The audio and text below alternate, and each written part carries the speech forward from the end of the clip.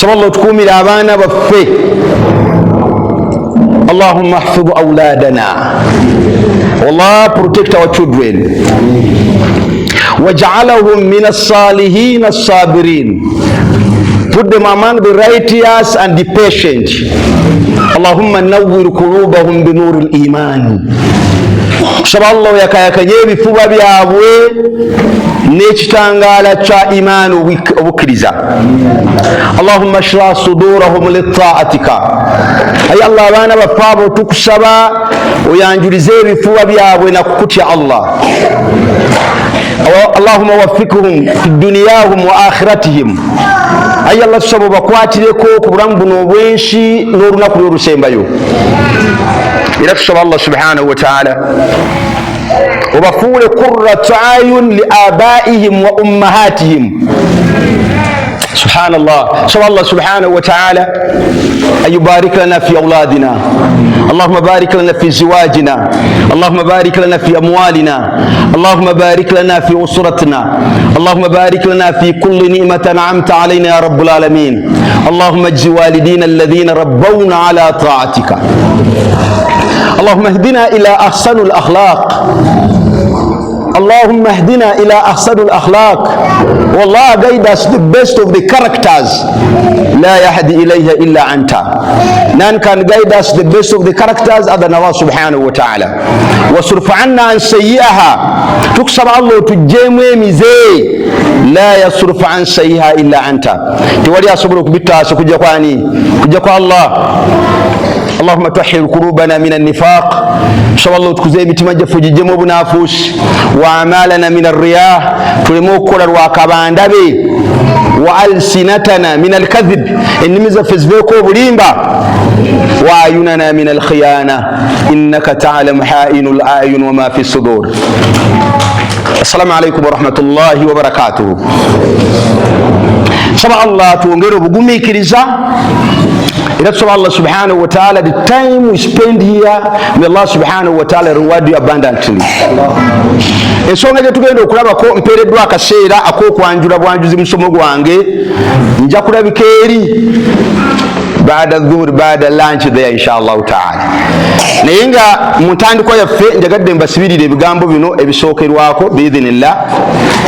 Ekisooka kusibirira abavubuka baffe bano kyentadde mu dduwa yaffe nesaba nti nsaba Allah subhanahu wa ta'ala abaana baffe bano Allah subhanahu wa ta'ala bakuume. Abavubuka abali wano tusaba Allah bakuume, lwakuba buli kaseera ketugendamu nabbi yagamba nti la ya'tu zamani illa man ba'dahu sharrun minhu. Tewali mulembe gwe tujja okugendamu okujjako nga oguli kulembera guli wawadde yaddeko okusinga gwe tugendamu. Just okuyingira omulembe omulala, it will be like jumping a flying pan to the fire. Kulibanga okubuuka mu kikalaayi ekibadde basiikamu emberenge neewulira nga gugisusseeko gw'ekikalaayi neebuuka egwewa. Obulamu bwe tugendamu bukalubye era bweyongera okukaluba. Njagala mbategeeza ebigambo bino nti bakadde baffe ebingi tebaabiraba bye tuyitamu. Bayita mu bulamu nga bwali bwadde yaddeko, naye kati olwaleero bwe tulimu obulamu bweyongera okukaluba. Munywerere ku ddiini, abavubuka munywerere ku ddiini. Ensi eyongera okukaluba. Nadde nyumizaako abantu ne mbagamba nti initially buli ensonga zonna zaali nnyangu, naye ono olumu najjako wano bakadde bange mwebali bajja kujulira. Initially kakubeere kuwasa, kakubeere kukola mirimu, kakibeere ki byali byangu. Let me say some examples. Mukimanyi lubereberye ng'okuwasa tekyetaaga kukuŋŋaanya ssente mu ddidu gwa ssente. Abasajja abakyala abakadde abali eyo mujjukira embaga yammwe kati gye njogerako, engeri gye bakuwasa otunulire ssente ze wasaasaanye. Basimbanga ebitooke, n'asimba ekitooke wali ekitooke ne wano ekitooke wano ekitooke, olwo no bakola tenti ne beetoolozaamu ekyayi waggulu ne baserekayo endagala tenti negwa ne baleeta etteete nga balijje ku ttale ne bayiwa muli eyo kapeti raised platform omugole wanaatuula ne bassaawo ebitooke wano bwe bati ne bayiwamu ettaka ne bafuna gomesi ne bajja mu nnyumba ne bagisiba eno emabega ne bagenda ewa neiba ne bafuna sitima ne bagiteeka mu makati omukolo ne guggwa embeera ng'ebyo batulisizza ne basaavinga ebyo kasita babeera n'eggaali ya transport enaavuga omugole ng'eriko kengeri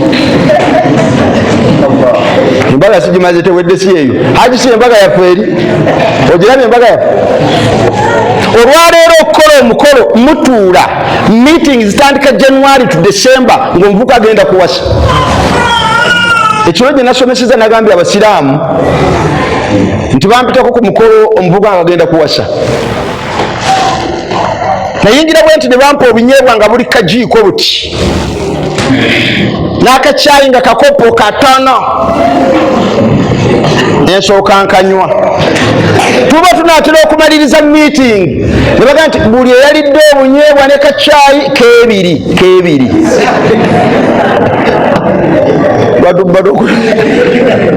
mwaba gye tulaga wallahi embeera gye tugenda mu Sinyangu buli omukolo guba guwedde abasajja saba Allah mu abavubuka buli atannaba kuwasa Allah akwanguyiza owase mangu ng'embeera tennatuuka nayogeddeko n'abantu wano naliko ekatooke awali omuvubuka yawasa kati ne wayitawo omwezi nga gumu nemusanga ng'akutte emyera mu kaveera nemukulisa mu katale oguze emmere ogulidde omugole naga nti ye nyenuko ebiyingiyingi bijja mu maaso ayagala kaaba nigose problem naga mwe mwangamba ntuuse okuwasa naye ate nze saamugamba yanfaananiriza nsamugamba koti atuuse ng'ekimukabya alaba gyalaga wakoze eki mumwagamba ntuuse niga wallahi saakugamba yemmwe gye tugenda si wangu abasajja bakolanga emirimu ng'emirimu myangu mirimu kangwe ekyokulabirako abasajja batandikanga saluuni nga tekyetaaga saluuni okutunda ku kibanja kyewammwe bw'ofuna bufunyi awali omufene n'ofuna kafoomu kisobola okufuna kirundu ne weekolera ne kafoomu n'okassa wali n'ofuna akaleberwamu nga kaliko omukonda n'okakuba ku mufene n'ofuna ekiwempe n'okissa waggulu akasana tekabookya n'ofuna kuripa kati ababikozesaako babitegeera byenjogera n'ofuna kuripa n'otuula wali saluuni ewedde si bwe kiri kati okutandika saluuni otuula ku kibanja kyewammwe n'opangisa ennyumba 40 n'oteekamu entebe zeetooloola ziti n'oteekamu faani n'oteekamu mira nga yenkana ekisenge kiramba kati bateddemu n'obuwala seeka kabanda sebe babanyigako ku mutwe bati masaagi nabo basasulwa eyo lafu gye tugendamu twabeeranga mu masomero nga okukuba ebigezo bino nkulaga nti gye tulaga wakaluba mushegedde basiraamu gye tulaga wakola ki twabeeranga mu masomero ng'okukuba ebigezo tulina ba typewriters zino bantu nga 40 bafulumya bigezo bonna nga balina emirimu si bwe kiri era nga babasasula ne baleeta kompyuta mwana omu abifulumya 39 baalagawa jobless. Twalinanga ba meter readers haji you remember meter readers nga balina kafayiro bakateeka wano tekaba kabikke asoma mita ne bamuwa sente ne bamusasula ne baleeta yaka abo balagawa ba meter readers muvubuka gyolaga si wangu abasajja bagendanga ku bizimbe nga batabula nkokoto n'ayambusa akakalaayi waggulu ne bamusasula ne baleeta mikisa kitabulire wano abantu bana bamala okuyuwa silaabu eri where are the rest bannayo olwaleero ne mmotoka zennyini zoolaba zino zitakisi zino bajja kuleeta kaadi ng'oteekamu buteesi nga bakondakita tebakyaliwo balyoka bagenda zikubya mashini gyeraga wakambwe. Tusaba Allah twanguyiza obulamu bwe tugendamu. Kyengenda okusomesa biidhinillah afternoon there gadgets bazirese muzizi no gadgets zange zimaze okutuuka maiti mweri omu awo maiti awo gyebalese bano bintu byeyo maiti gyebalese the carrier the nash mugirabe eri wali hashabatul ghusl seka weriyo birwendo okusoma inshallah. Naye wano ngezaako balaga n'olubaawo lutuuse biidhinillah ngezaako balaga nti gye tulaga abavubuka please mutegeere nti kiwangu teekateeka obulamu bwo. Olwaleero abavubuka bonoonese nze bwe ntandika okwogera ku bavubuka mpulira pain. Haji bye mwayitamu si bye bayitamu. Abaana bonoonese. I was reading one report eya Dr. John Jr. Dr. John Jr. Dr. John Jr. is not a Muslim, but he wrote his report talking about homosexuality. Okuvuga empanka, okuvuga empanka. Kanchogereko katono nsomese wali. Okuvuga empanka, muzimanyi? Okuvuga empanka, homosexuality. Dr. John Jr. yawandiika ku report mbyogera bino ku lw'abayizi bano bensanze wano. Yayogera ku yawa report ye about homosexuality abavuga empanka. Nayogera ebigambo bye natya. Naga nti abaana abo bakola beyond what you think. Bakola bye mutasuubira mmwe. Kambaweyo 5 aspects eziri mu homosexuality abavubuka baffe bazitegeere bamanye nti twabategeera dda singa bagala bingi. Yengade ekisooka balina kye bayita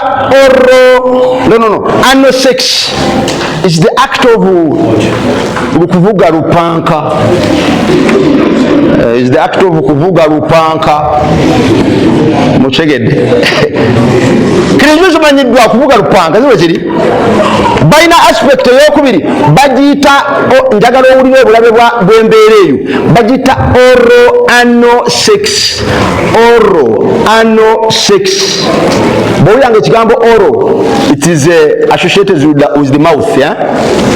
Oral twatambudde ne doctor mujja mulaba wano. We have a medical doctor here.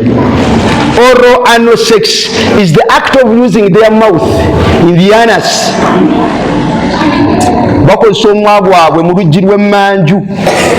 Luggi lw'emmanju. Nsabikako ebigambo ng'Omuganda si bwe bakozesa omumwa gwabwe mu luggi lw'emmanju. Ekyokusatu balina kye bayita fisting, sometimes termed as rhyming. Rhyming is the act of inserting their forearm, sometimes up to the elbow, through the rectum.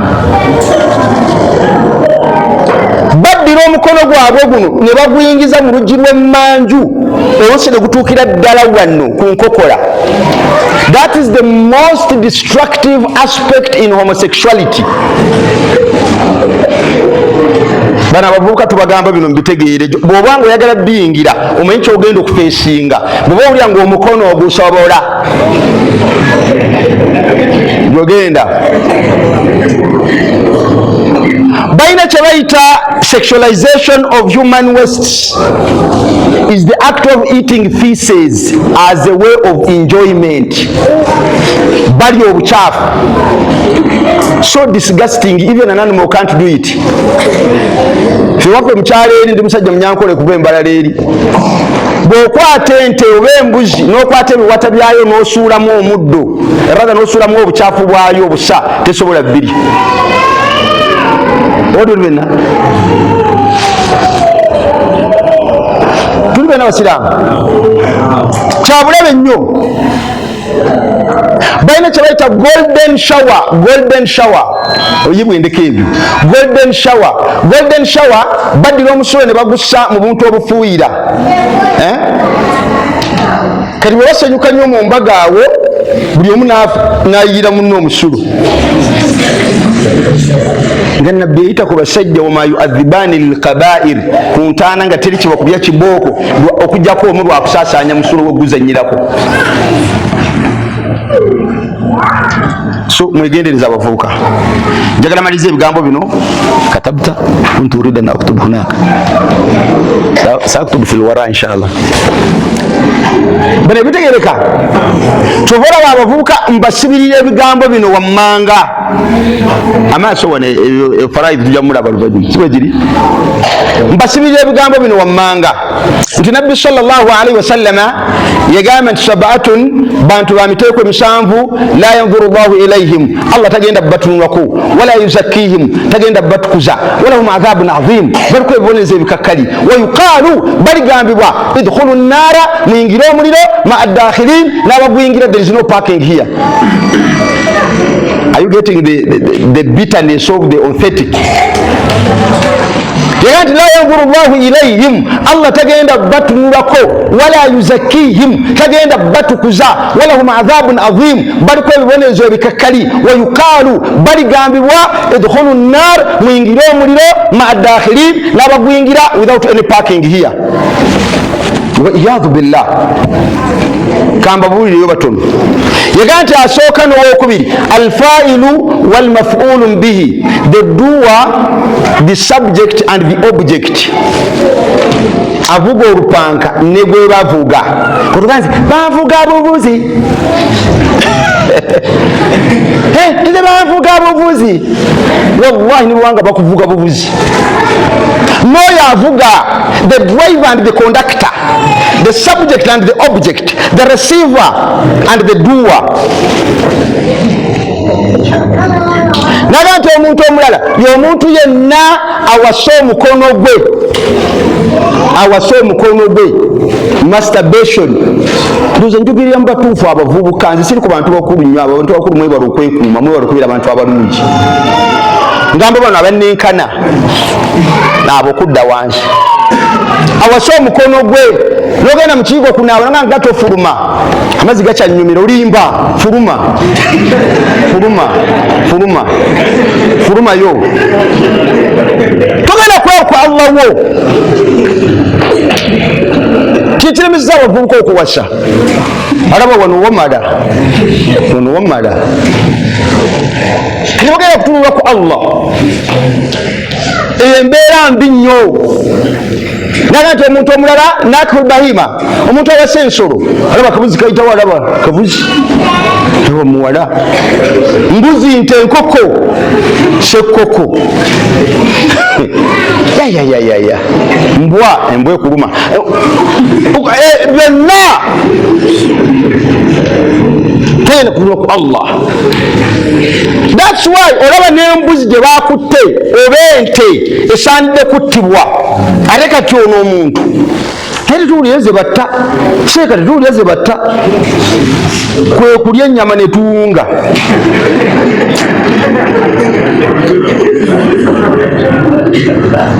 teri ze batta. Naye ate omuntu omulala nakiwa omraa mabnataha awasa omukyala n'amuwasizaako kiwala kye bajja ne nnyina awasize mukyala agenda okulaba ekiwala kye yajja nakyo kikula kyeyongera okukula buli wekikula kifaanana mukyala nga bwe yali n'asiriwala tagenda kutunula ku allah. Naye n'omuntu yenna jamiu mraa fi duburiha agulawo oluggi lw'emmanju olulimu ebisaanyiiko nebagamba gulawo wano nabbi allah yatugamba okugula wano nja kugula wano n'oggulawo inshallah tuwa obulungi. That was the message. Nga message eno badde njiwa abavubuka bannange please tubeere ku allah waffe. Bw'obanga olaba eddaba okoze erimala eryo limala katutereera eri bakadde baffe inshallah taala mwenna abasembedde mbasibirira kino eddakiika ze bampadde ndaba zigenda mbasibirira kigambo kino nti ensonga zaffe nufawidhu umurana ila allah. Tuli benna ensonga zaffe tuzikwasaani allah. Seeka ensonga zaffe tuzikwase allah. Bwe toyina lutalo gwe maama ali wano there is no battle teri lutalo lwosobola okulwana n'omalako. Ekiretedde omutawaana twalowooza tulina entalo ze tusobola, toyina lutalo lwosobola. Hajjati ali awo, mukulu wange ali wano, mukadde wange ali wano, entalo zonna muzikwasaani allah abalwanira entalo. omubaka sallallahu alaihi wasallama lunaku lumu ayina we yali atudde nga bavudde mu lutalo, yagenda okulaba omusajja ng'ali waggulu akutte ejambiya bw'ati, yamwekanga bw'ati naga nti man yamnauka minni ya Muhammad, ani agenda okukuwonya owedde. Nabbi yagaa nti Allah agenda okukola ki? Ku lw'okwesigamira Allah n'akankana omukono bw'ati, jambiya n'egwa wansi, fakabadahu sallallahu alaihi wasallam, nabbi n'akwata jambiya naga it's your turn now, man yamnauka minni, ani akuwonya? Omusajja naga la ahadu, tewali. Nabbi n'amusonyiwa. Ani yataasa Allah, yataasa nabbi kwesigamira ani? Yunus alayhi salam idh huwa fil hut, bwe yali mu kyennyanja nga kimumize, yategeera nti Allah yagenda okukola ki? Era naga nti la ilaha illa anta subhanaka inni kuntu min adh-dhalimin, la ilaha illa anta subhanaka inni kuntu min adh-dhalimin wa najjaynahu min al-ghammi wa kadhalika nunji al-mu'minin. Allah namutaasa namujja muki? لما سئل بباب زنبك صلى الله عليه وسلم أكان هذا الدعاء خاصة ليونس عليه السلام، الدوين يريا يونس يكا وبابا أنتبنا نابا أنت أما قرأتم أبانك تماسوا آية نيقامة ونجيناه من الغم وكذلك ننجي المؤمنين. واتاسا يونس عليه السلام يبو تاسابا كريزابونا تابا كويس من الله يريا جينا كوانغالي في بطنها. Ensonga zonna tuzitunuza ani? Zitunuze Allah. Tabaako nsonga wootegalira manya nti Allah we agenda okutaasa. Omusajja gwe bayita Harith radiyallahu anhu yali omu ku bakolekitinga zaka bagitwale wa nabbi sallallahu alaihi wasallam, ng'alina ekiseera kyamuweebwa okutwala zaka, naye ekiseera kyatuuka nabbi n'alinda zaka nga tetuuka.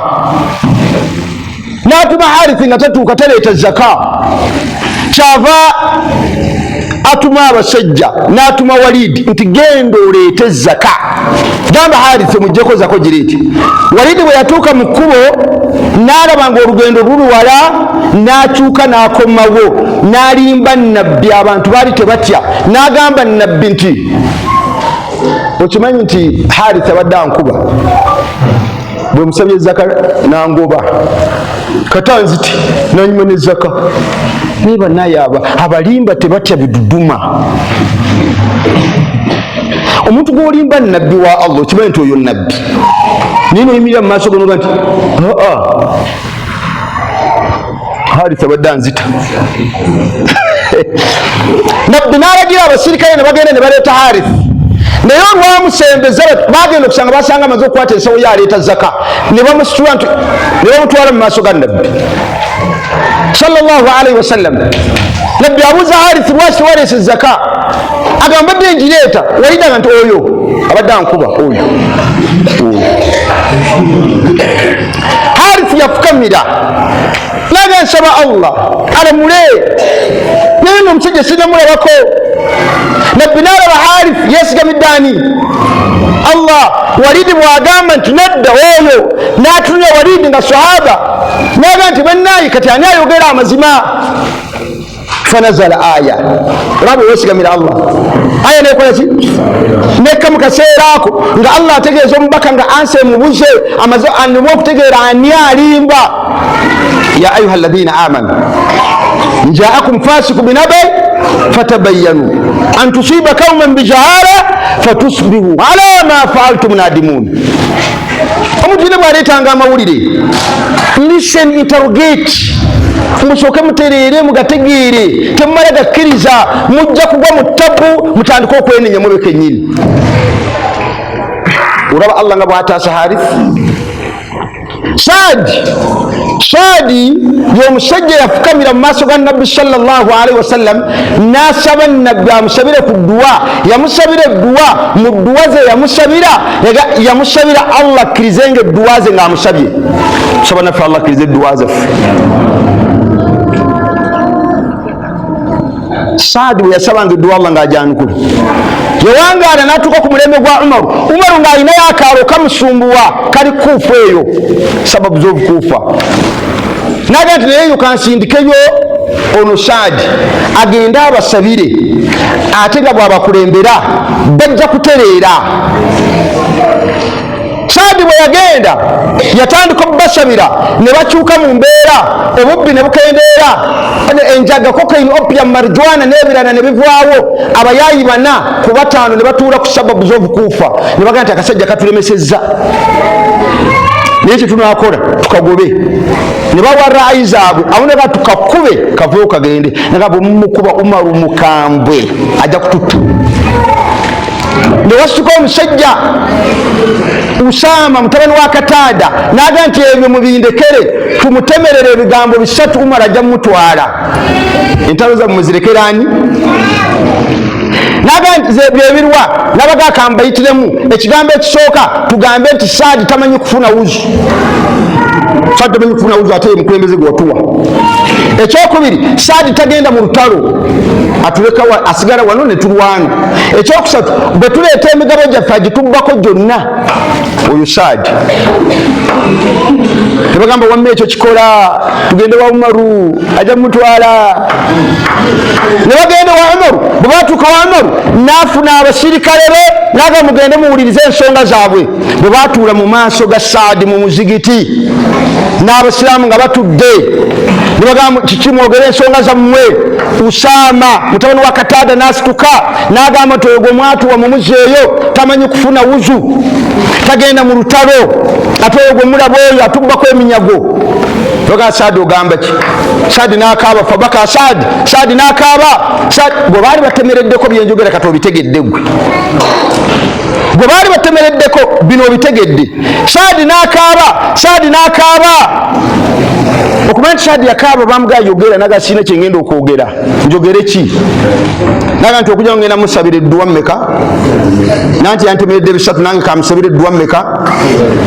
Abaali bamanyi Saadi bavudde wa Umaru ne baga Saadi tosaba tukumanyi. Usama naga asabe oyo tabena kufuna wuzu. Asabe atabena kusaba ki?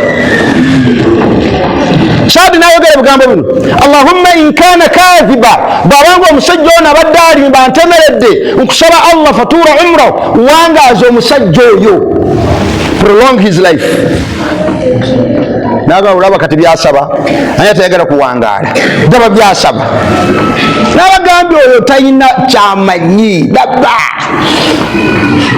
Saadi naga ndeeta dduwa yakubiri, Allahumma in kana kadhiba, bw'abanga yantemeredde ng'abadde alimba nkusaba Allah subhanahu wa ta'ala nga nkwegayirira omusajja oyo gwe watonda ekitonde bwavu. Bane bwavu buluma. Obwavu sagala na bwogera. Obwavu buluma. Kitonde kya Mungu akikalugira omuntu bwa nkitunuzeewa.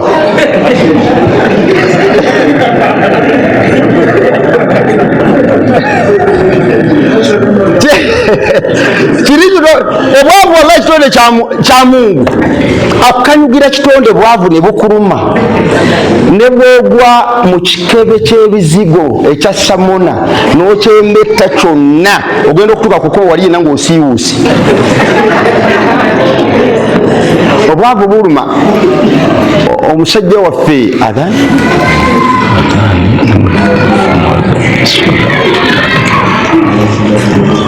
omusajja awo twali tugenda mu Jjuma n'agenda yeewola ekitole kya sabbuuni. Yanga nti bwe natuuka mu kiyigo bakola toyireti kyekiyigo mwe banaabira basiba mu tiles sabala atuuka okunaabirako abantu awalungi. Naye n'onaabira mu kiyigo nga mulimu amayinja manene gati makati g'amayinja mbeeramu amazzi ga black, mubeeramu obuwuka nga bubuuka buti. Ate n'ekiyigo kiba tekituuka waggulu, kiba kya bbaati kikoma wano mu lubuto. Onaaba bw'onyumya ne banneiba temundeka nange ngenda mu katale. Naye bwe yagenda mu lwokunaaba bwe yasiiga bw'ati ekitole kya sabbuuni mu mutwe ne kimuva mu ngalo nga yakakisiiga mu mulundi gumu ate agenda mu Jjuma ne kigwa mu ttooyi. Kati namusanga ku dduuka ng'agamba w'edduuka mpolaayo ekirala. Olwanga nti wantama. Sallallahu taasa obwavu ya Rabbi. kati ono yamusabira naga nti nsaba Allah ekitonde bwavuga wa kitonda omusajja ono bw'aba antemeredde kimwambazi Usama ne yesikamu naga mu buwangazi buli mwe mbanja buwalira naga ndeeta yakusatu ai Allah whichever calamity whichever challenge buli kusomoozebwa kwonna okuyita mu nsi wano nsaba Allah tekutuuka ku muntu okugira nga kwayiseeko kwono yawangaala 140 years down the road nakaddiwa obukookere butandika okubika eriiso buti bamusanga ng'azanyira kasasi ne bamubuuza obaaki Usama naga nti aswaba li duaa Saadi ensonga zammwe muziwaani kamala okwazina biidhinillah naye mbadde nkuuma ku budde bwe bampadde naye te mulinde wano tugenda kusoma